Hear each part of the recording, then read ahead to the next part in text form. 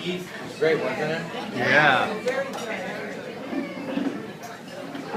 Sandy talked to me earlier this week. She said, Uncle, would you mind saying a few words about One word.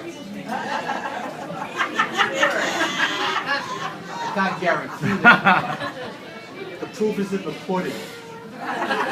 So I said about 50 years of marriage. And I said, do I have to tell the truth? But anyway, 50 years of marriage is quite an accomplishment. I think that's good.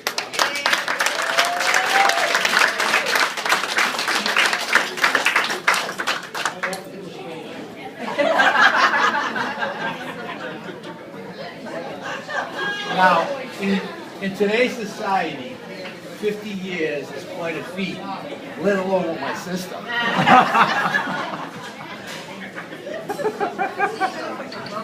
few months ago, I met this elderly couple, we started talking, we had a conversation, and the fellow said, you know, I've been married for 60 years. But I said, what was that longevity? How did you go about doing that long? The first 25 years were pretty shaky. But he said, on my 25th anniversary, I took my wife to France. I said, oh, is that what got you over the hump? He said, yeah. I said, well, what did you do for your 50th anniversary? He said, I went and picked her up.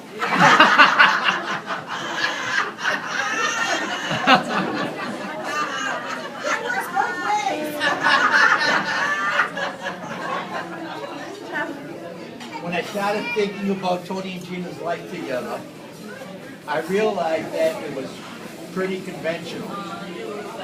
They got engaged, they had a nice wedding, they worked hard, bought a house, turned that into a second house. Along the way, had Stephen and Sandy. Spent the next 20 years or so helping them grow up to the wonderful individuals that they are today. Wish I had my glasses. Along the way, they also had 4 beautiful grandchildren, and all the joy that that brings.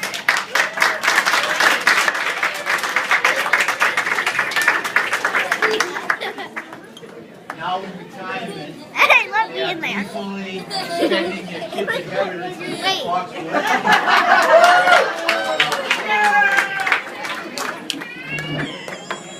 So on the whole, Gina and Tony have lived together for 50 years, building wonderful memories and wonderful relationships, as attested by your presence here today.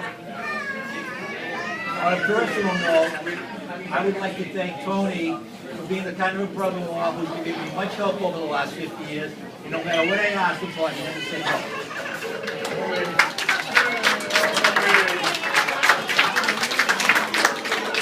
I knew right off the bat that I liked Tony when he told me that he was taking my sister to Washington on their honeymoon to watch a football game.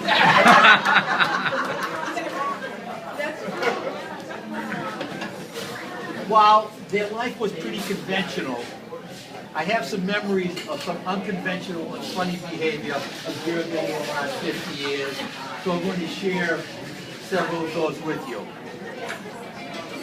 The first, when Gina got married in October, during my senior year in high school, during the football season. When I realized I had to miss a football game, I wasn't a happy camper. Now, believe it or not, I used to have a full head of hair. I would rival Timothy here. So the week before the wedding, I went out and had my head buzzed. Dominic thought it was great, but Gina still hasn't forgiven me. That's what happened to you. Gina, though, right from the beginning, was a thoughtful wife. Always did what Tony wanted to do to make him happy. 10 months after she was married, she left Tony for 16 days to go to Italy with me and my mother.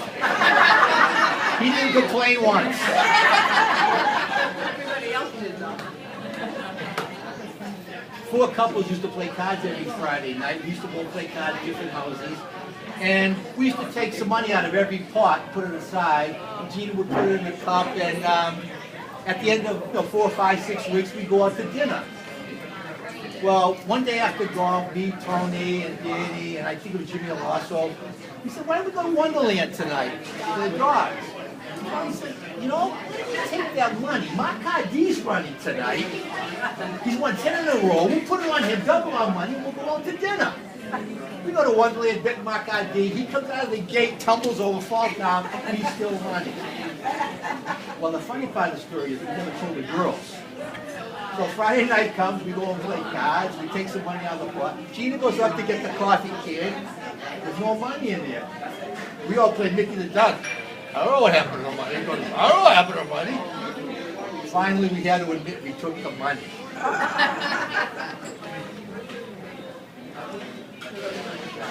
The one thing I will never forget is the look on my father's face when 9 or 10 years after he did it, Tony, after having a few drinks, told my father that he was the one who stole the 3-foot-high candles off our porch for Christmas. For those of you who know my father, he did not see the humor in him. And 10 years later? Gina still talks about the night that my crazy wife and my crazy mother snuck up on her bathroom window and knocked on the window just as she was sitting on the toilet.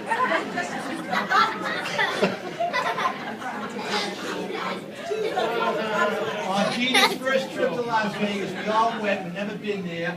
She was like a kid in a candy store. She gets off the plane, she sees slot machines at the airport, they stop playing right away. She couldn't go buy a machine without putting some coins in it.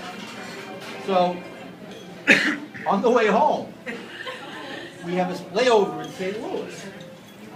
So we're in the plane, and Tony said, "Geez, good, you got some time, you can go play some slots before the plane takes off." They all jump up and go off the airplane, right? They don't have any gambling in Missouri.